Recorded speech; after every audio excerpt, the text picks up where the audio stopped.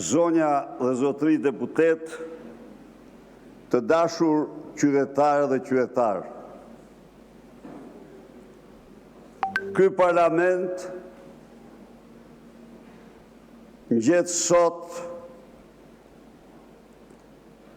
me parlamentin fals, me parlamentin kalp, të një regjimi në të cilin një njeri ka marrë çdo pushtet, në të cilin një njeri arrin të bllokoj vendimet e gjykatave të prokurorisë për vjedhje monstruoze ndaj qytetarëve, në të cilin një njeri arrin të ushtoj një presion të tmerrshëm, të gjithanshëm, banditesk mbi gjykatën kushtetuese.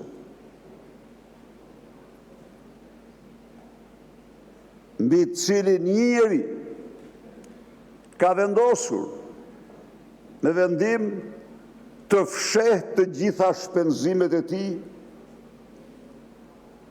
Kjo praktik ka ekzistuar vetëm në diktaturën komuniste, kur për Enver Hoxhën, për arsye të sigurisë kombëtare, por jo për Mehmetin, po vetëm për Enverin, shpenzimet ishin në një llogari të veçantë që përveç në xhmijës askush si kontrollonte.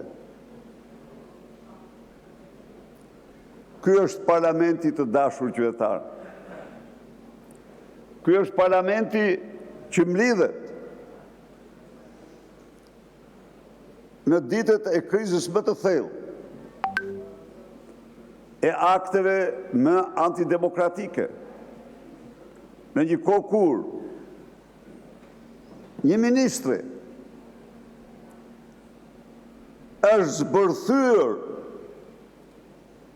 me të gjithë qenjen e saj nga mesazhet, fotot, dokumentat e tjerë të gjetura në telefonat e Erviz Berberit. Në një kohë që një kryeministër është i kapur në qark, si miu, në telefonat, me mesazhet telefonat e Erviz Berberit.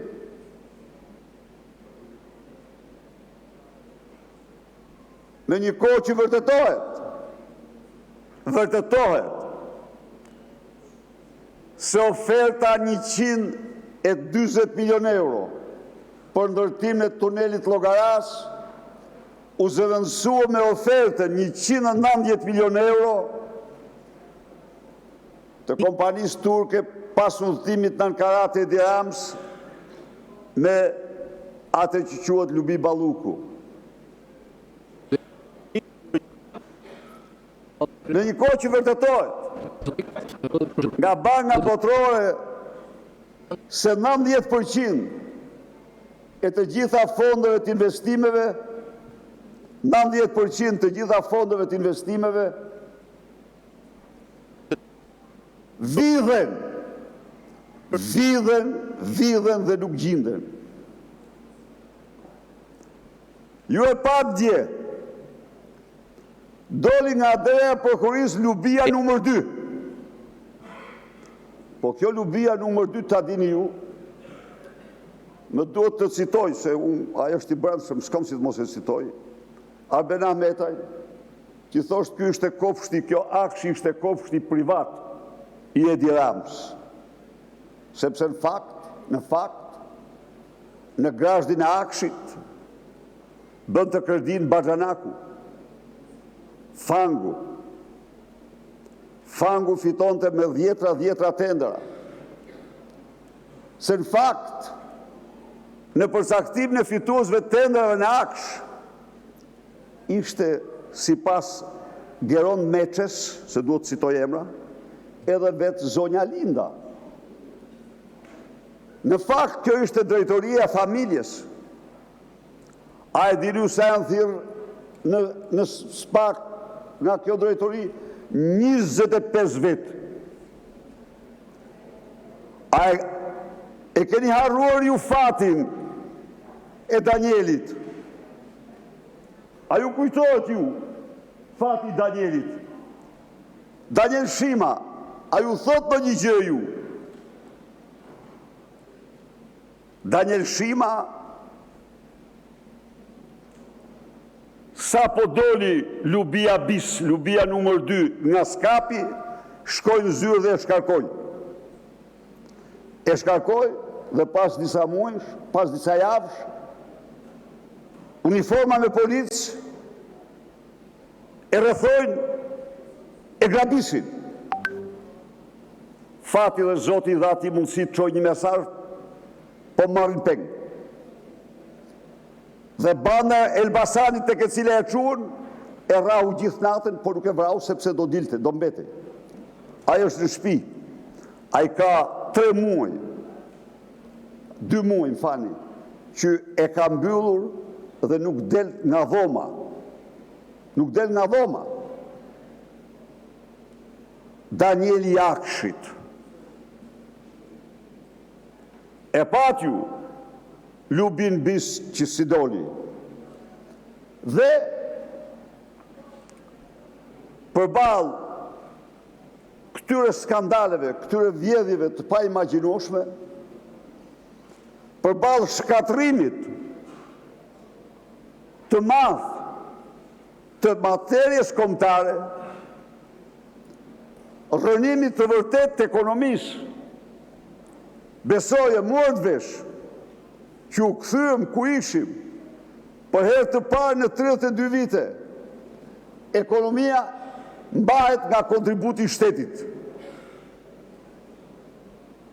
Jo nga ekonomia. Ekonomia kontribon. Rritja ekonomike, më fal, mbahet nga kontributi. Ekonomia kontribon vetëm 49% të rritjes ekonomike. Sepse është në rënje të lirë. Sepse droga dhe vjedhja dhe droga po e shkatrojnë atë. Dhe tani forca e ekzekutivit kundër pezullimit.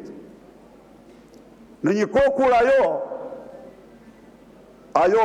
do t'ja u them fundu dhe gjë tjetër, po tani me këto njërë. Në një kohë kur ajo duhet ishte prej kosh e arrestuar, sepse po prishin provat ditë e natë, sepse po zhdukin dokumentat ditë e natë.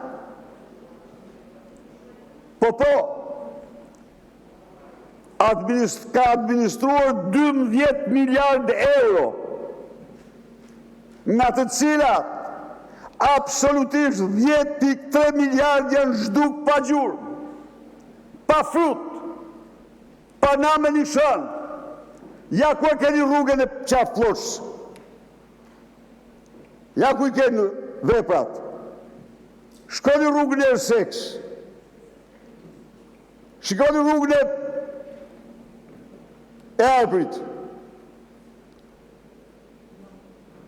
Pra gjitha këtyre, gjykata kushtetuese një diktat të plot dhe në presion të tmerrshëm, në vend se të hedh poshtë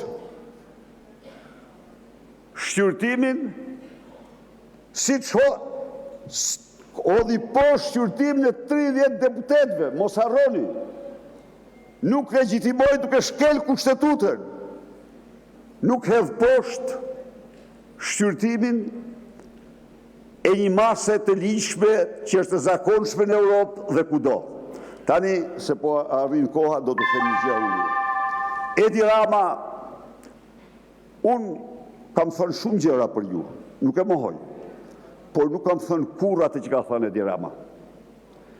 Ai dhe jo unë, ka thënë që Partia Socialiste është një bordello. Unë se kam thënë kurrë këte, edhe se kam atë koncept, ja u them unë ju, për socialist nuk kam atë koncept unë. Por, për të parë se kush është bordello e vërtet, shkoni tek skapi i partisë dhe shifni dokumentat. Përfundoni, zotë Berisha. Ti shifni ato. Atë do mësoni se kush është bordello e vërtet. Kaq kisha. Fjalën e ka zonja Olta Xhaçka, përgatitet zonja Jorida Tapaku.